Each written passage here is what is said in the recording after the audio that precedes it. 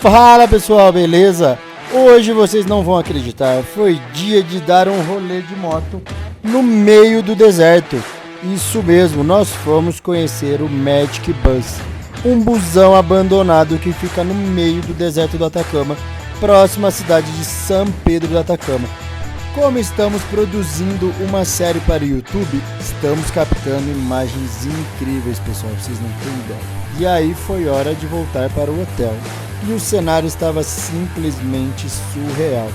Vocês só conseguirão ter ideia disso estando aqui e vivenciando essa experiência, porque o vídeo não transmite tudo o que esse cenário gera de emoções e sensações na gente. Na rodovia estava lá o Licacambura ao fundo, coberto com nuvens, e foi isso. Valeu pessoal, abraços!